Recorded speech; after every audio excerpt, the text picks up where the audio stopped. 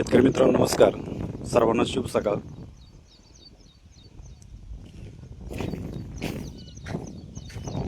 PD farmer या Facebook पेजवरती या लाईव्हवरती सर्वांचं सहर्ष स्वागत. आज आपण स्लरी सिरीज मधला 6वा टप्पा बघणार आहोत आणि सध्याची तुम्ही रोपं बघताय या रोपांना 30 दिवस पूर्ण होऊन सध्या वर 2 दिवस झाले आहेत. 32 दिवसाची रोप आहेत. एक समान प्लॉट आहे.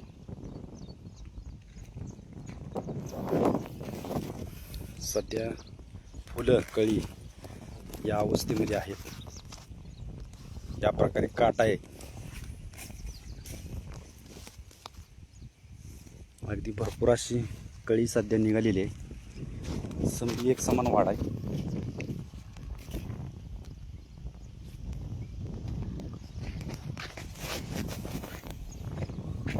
अशा प्रकारे सध्या प्लॉट ग्रोथ करतोय. आणि या प्लॉटला एका महिन्यामध्ये आपण 5 टप्प्यामध्ये वेगवेगळ्या प्रकारची स्लरी दिलेली आहे. त्यामध्ये झायस्टोनिक गेमची स्लरी आपण 2 वेळा दिली. त्याच्यानंतर प्लेन स्लरी आपण 2 वेळा दिलेली आहे. आणि आज गेल्या वेळेस आपण सागरिका जी सीड येते त्याच्यामध्ये त्या प्रॉडक्टमध्ये तो प्रोडक्ट आपण 250 ग्रॅम वापरला होता. जो हा प्रोडक्ट आहे याच्यामध्ये 250 ग्रॅम अजून शिल्लक आहे. आपण पुढल्या वेळेस वापरणार आहे.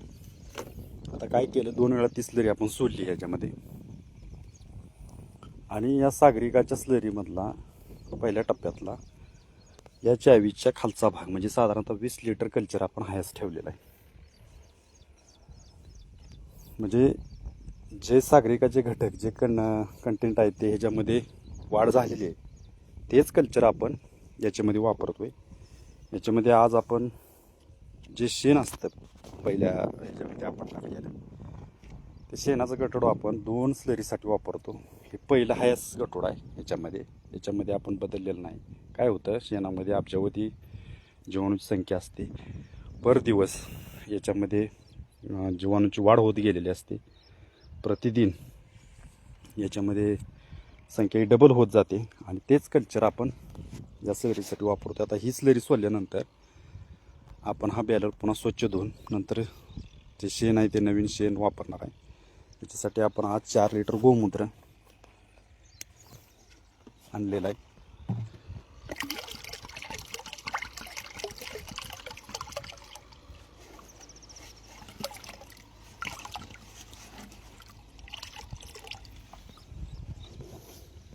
याच्यामध्ये ताक आहे. शेण, गूळ, गोमूत्र आणि ताक ह्या 4 गोष्टी बेसिक आहेत. याच्यामध्ये काही बदल करायचा नाही. या 4 गोष्टी जरी वापरून आपण स्लरी बनवली तरी सुद्धा काही अडचण नाही. थोडंसं पाणी कमी करून सांग.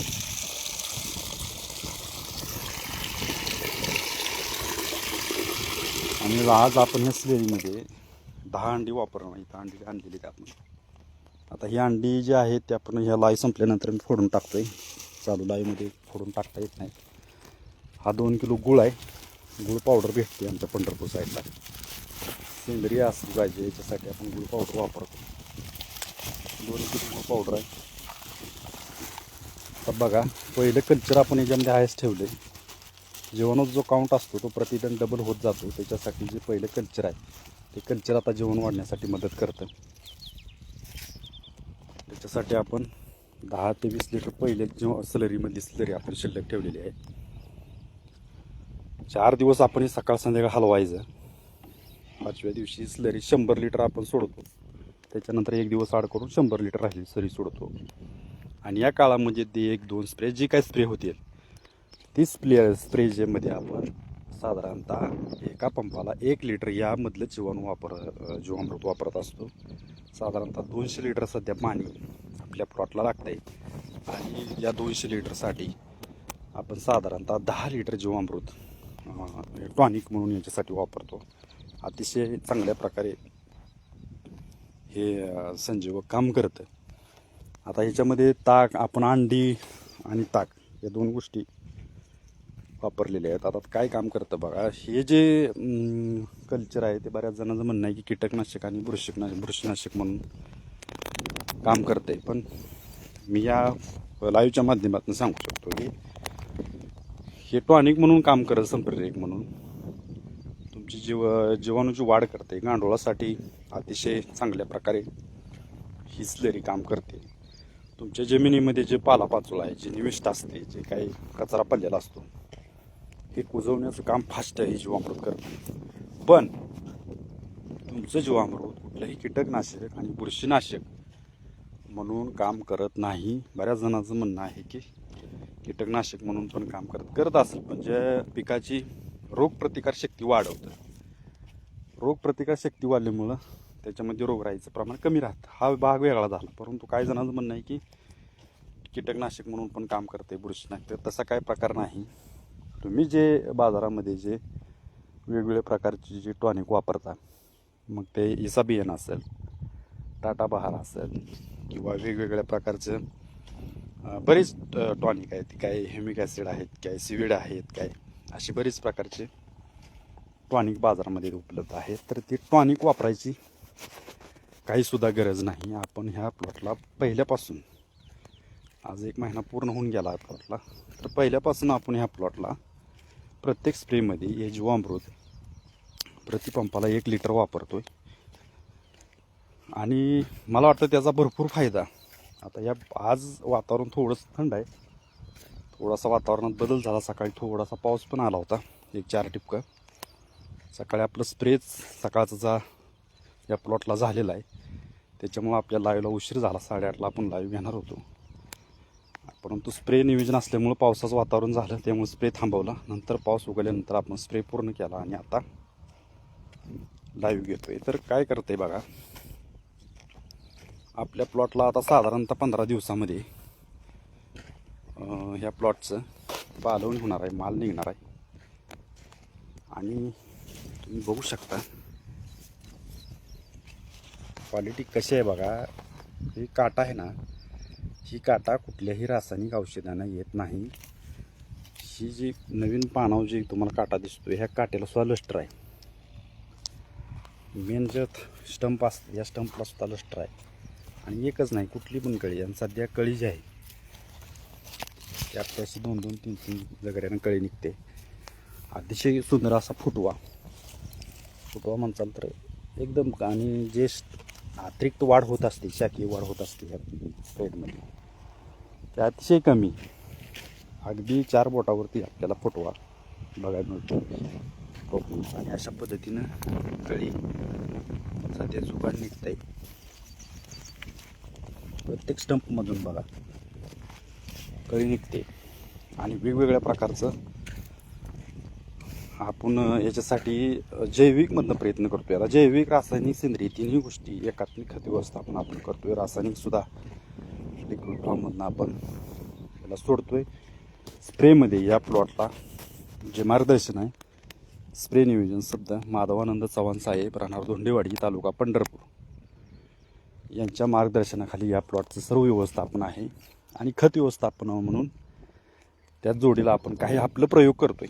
याच्यामध्ये आपलं प्रयोग करण्याचं कारण काय आहे की NPK बॅलन्स करण्याचं काम आपण करतो. आपल्या जमिनीमध्ये आपण जे आपल्या जमिनीचं माती परीक्षण केलं, त्या माती परीक्षणाच्या आधारे आपल्या प्लॉटला जे काही नत्र, स्फुरद, पालाश असेल याचा बॅलन्स करण्याचं आपण काम करतो. आणि त्याच्यासाठी आपल्याला ही स्लरी जी आहे ती अतिशय चांगल्या प्रकारे आपल्याला मदत करते. आता बघा, या प्लॉटमध्ये आपण एक महत्त्वाचा विषय म्हणजे काय केलं, या प्लॉटला आपण 10-20, 18-46, 20-20, 19-19 किंवा 9-24-24 या महागड्या ग्रेड अजिबात वापरलेल्या नाहीत.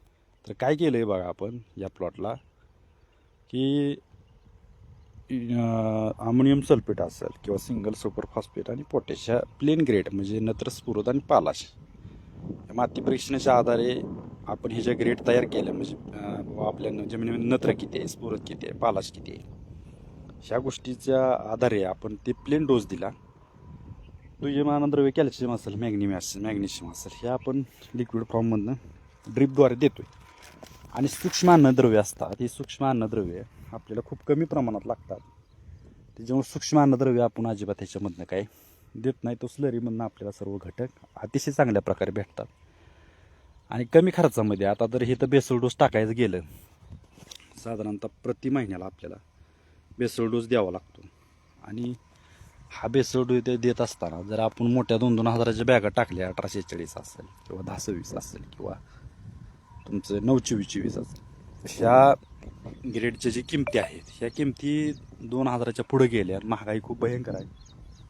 आता बघायला गेलं तर कालचा जो विषय आहे सोशल मीडियावरचा, तो म्हणजे जी काँग्रेस जनता पार्टी म्हणून आपल्या एका युवकानं एक अकाउंट काढलं इन्स्टाला, आणि ज्या भाजप सरकारला आज 12 वर्ष लागली 7 मिलियन फॉलोअर्स बनवायला, त्या अकाउंटला आपल्या युवकानं जे अकाउंट काढलं होतं, आपल्या संभाजीनगरचाच तो तरुण आहे, अगदी 4 दिवसामध्ये 10-12 मिलियनकडं त्याचे फॉलोअर्स केले. याचं सांगण्याचा उद्देश काय की आक्रोश जास्त आहे तरुण पिढीकडं.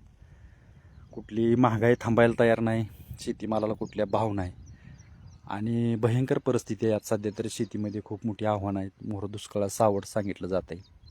सध्या आम्हाला भीमा नदी या काठी तर आताच 4 तास लाईट चालू केली. खूप मोठी संकटाला तोंड द्यायचं. आणि याच्यामध्ये महागाईच्यामध्ये जर आपण काही गोष्टी तडजोड नाही केल्या तर खूप मोठ्या ह्याला समस्याला आपल्याला सामोरं जावं लागतं. आणि आपण जे व्हेजिटेबल पिकं घेत असतो, या पिकामध्ये जर आपण कमी खर्चामध्ये उत्पन्न नाही घेतलं तर काय होतं की मंदीमध्ये आपण टिकत नाही. याच्यासाठी खर्च कमी कसा करता येईल याच्यावर आपला भर आहे. आणि या माध्यमातून आपण काय करतो, सूक्ष्म अन्नद्रव्य आणि दुय्यम अन्नद्रव्यासाठी साधारणतः 8 दिवसाला या बॅलरमध्ये 200 लिटर स्लरी आपण या प्लॉटला देतो. प्लस टॉनिकसाठी आपण प्रत्येक स्प्रेमध्ये या जीवामृत साधारणतः 200 लिटरला 10 लिटर जीवामृत वापरतो. याच्यामुळं झाडं एकदम ग्रोथ चांगली होते. आणि आता झाडाला आपल्या माल नाही, त्याच्यामुळं तुम्हाला क्वालिटी दाखवता येत नाही, परंतु माल चालू झाल्यानंतर सुरुवातीपासून शेवटपर्यंत आपली क्वालिटी कशी राहते ते आपण दाखवणार आहोत. गेल्या वर्षी आपण 10 महिने कंटिन्यू आपण जीवामृत दिलं आणि आपण मार्केटला टॉपमध्ये राहिलो. आणि त्या विश्वासानंच आपण सध्या या प्लॉटचं नियोजन केलेलं आहे. आणि अगदी सुरुवातीपासून आपण जीवामृत वापरतोय. त्याचे जे काही फायदे आहेत ते आपण येणाऱ्या काळामध्ये दाखवणार आहोत. अगदी प्रात्यक्षिक सहित लाईव्हमध्ये आपण दाखवतोय की त्याचा फायदा कसा होतो. कमी खर्चामध्ये आपण कशा प्रकारे याला खत व्यवस्थापन केलं. जे स्प्रे नियोजन आहे ते आपण गेल्या वर्षी बी चव्हाण साहेबांचं मार्गदर्शन घेतलेलं होतं. यावर्षी त्यांच्या मार्गदर्शनाखालीच या प्लॉटचं नियोजन चालू आहे. परंतु खत व्यवस्थापनामध्ये त्यांच्या ह्याच्यामध्ये थोडासा आपण बदल करून काही प्रयोग करतोय शेतीमध्ये. आणि तिथे तुम्ही जी त्या साईडला जी ऊस बघताय, या ऊसाला सुद्धा आपण आपले स्वतःचे काही प्रयोग केलेले आहेत. तुम्ही बघू शकता या ऊस, त्या ऊसाचा पण आपण लाईव्ह करणार आहे. त्याला पण खत व्यवस्थापन आपल्या मॅनेजमेंट खाली आपण केलेलं आहे. खत व्यवस्थापन म्हणजे काय केलेलं आहे आपण की नत्रस, पूर्वत, पालाश ही ग्रेड जी आहे त्या आपण प्लेनमध्ये दिलेल्या आहेत. त्या म्हणजे युरिया, सिंगल सुपर फॉस्फेट आणि पोटॅश. कमी खर्चातले हे ग्रेड आपण प्लेनमध्ये या ऊसाला पण दिलेलं आहे. आणि दुय्यम अन्नद्रव्य असतील किंवा लिक्विड काय असेल ते आपण 10 दिवसाला साधारणतः एक ग्रेड ह्या ऊसाला देतोय. त्याची पण आपण लाईव्ह किंवा आपण काही गोष्टी त्याच्या पण सांगणार आहे येणाऱ्या काळामध्ये. त्याचा पण लाईव्ह घेतोय आपण. तर आता महत्त्वाचं म्हणजे आजची जी स्लरी आहे, शेण 10 किलो, गूळ 2 किलो, गोमूत्र 2 लिटर ते 5 लिटर, आणि याच्यामध्ये आपण ताक 2 लिटर घेतलेलं आहे. आणि आज 10 अंडी या स्लरीमध्ये आपण टाकणार आहे. तर बघा त्याची थोडीफार मी तुम्हाला माहिती देण्याचा प्रयत्न करतो की टॉनिक म्हणून हे खत अतिशय चांगल्या प्रकारे जीवामृत काम करणार आहे. आणि अजून सांगतो की ताक, अंडी आणि हे गोमूत्र ह्या गोष्टी ज्या आहेत या पिकाची रोगप्रतिकारशक्ती वाढवत्या.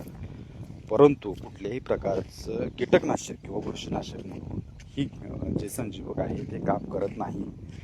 विनाकारण स्प्रे घेऊन तुम्ही वेळ वाया घालू नका. एकदा जर अटॅक झाला तर काय होतं, नंतर तुमचं एका स्प्रेच्या जागेला 3-4 स्प्रे द्यावा लागतात आणि खर्च वाढतो. बघा जे संजीवक आहे टॉनिक म्हणून काम करतं, झाडाची ताकद वाढवतं. ज्या उपयुक्त बुरशी आहे ह्यांना सुद्धा ते ताकद देतं. तुम्ही बघू शकता हे लस्टर या प्रकारे अशी कळी सध्या निघते. प्रत्येक स्टंपमधून फुटवा आहे. फुटवा अति सुंदर फुटवा आहे. खूप अतिशय चांगल्या प्रकारे काम करत आहे.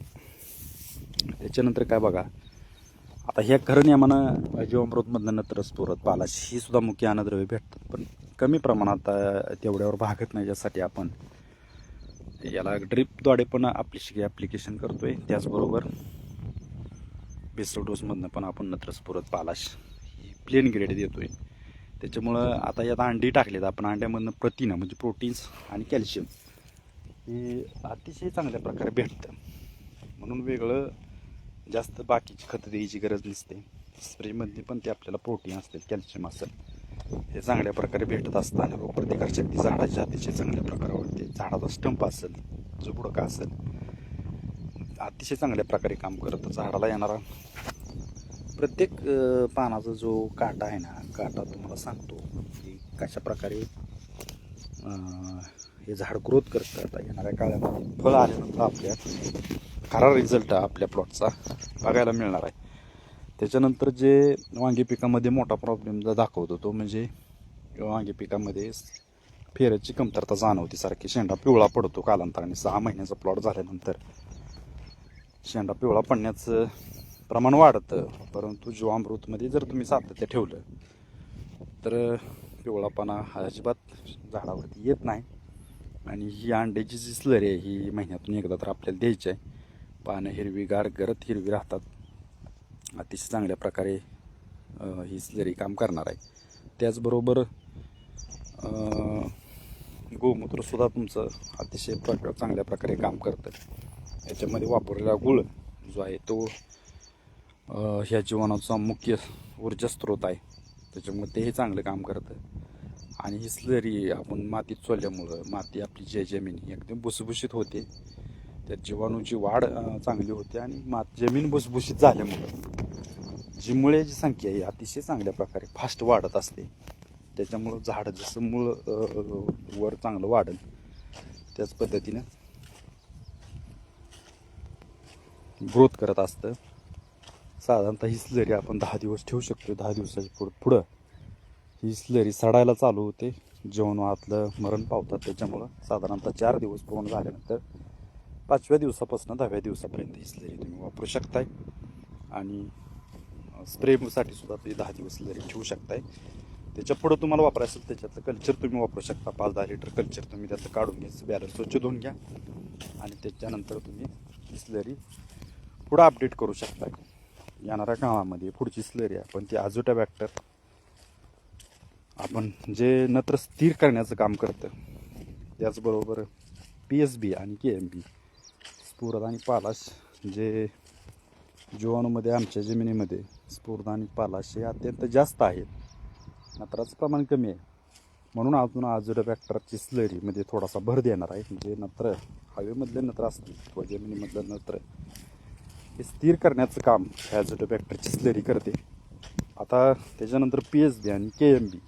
PSB म्हणजे जे स्फुरद आपल्या जमिनीमध्ये अत्यंत जास्त आहे परंतु ते पिकाला मिळत नाही, तर ते अपटेक करण्याचं काम, उचलून देण्याचं काम PSBची स्लरी करणार आहे. त्याचबरोबर KMBची. असे टप्प्याटप्प्यानं आपण या स्लरी आपल्या जमिनीमध्ये जे खत आहे ऑलरेडी स्फुरद आणि पालाश हे आपल्या माती परीक्षणामध्ये अत्यंत जास्त दाखवले गेले परंतु ते अपटेक होत नाही. त्याच्यासाठी आपण उपाययोजना करायचे. जर आपल्या जमिनीमध्ये स्फुरद पालाश अत्यंत जास्त आहे वरून अजून आपण स्फुरद पालाश जर ग्रेड ह्या जास्त देत गेलो तर अत्यंत घातक गोष्ट घडते. आणि जो NPK आहे तो इनबॅलन्स होतो. NPK इनबॅलन्स झालं की तुमचं कुठलंही पीक असू द्या त्याची सर्व सिस्टीम बिघडते आणि मग बरेच प्रॉब्लेम तिथं समोर येतात. या ऊसाचा पण लाईव्ह करतोय आपण थोड्या दिवसामध्ये. ऊस बघू शकता. सध्या ऊस पडला आहे. आता थोडंसं पाणी कमी पडलं आहे आठवड्यामध्ये. आपली वांगी लावल्यामुळं पाण्यामध्ये डिवाईड झालं आणि थोडंच पाणी कमी पडलं. ठीक आहे, असू द्या, नाही काय अडचण येणार. अशा प्रकारे आपण ह्या स्लरीवरती काम करतोय कमी खर्चामध्ये. अतिशय क्वालिटीचं प्रोडक्शन कसं काढायचं याच्यावरती गेल्या वर्षी आपण काम केलं. या प्लॉटसाठी जे मार्गदर्शन भेटलं ते चव्हाण साहेब आमच्या धोंडेवाडी गावचे आहेत. त्यांच्या मदतीनं आपण बरेच प्रयोग या वांगे पिकामध्ये केलेत. ते आपण आपल्या लाईव्हच्या माध्यमातून समोर आणतोय. नक्कीच बाकी शेतकऱ्याला पण याचा फायदा होईल. हा आपला कल राहणार आहे. ठीक आहे मित्रांनो, भेटूया अशाच नवीन व्हिडिओ सहित नवीन स्लरीसोबत नवीन सिरीजसोबत. तोपर्यंत धन्यवाद.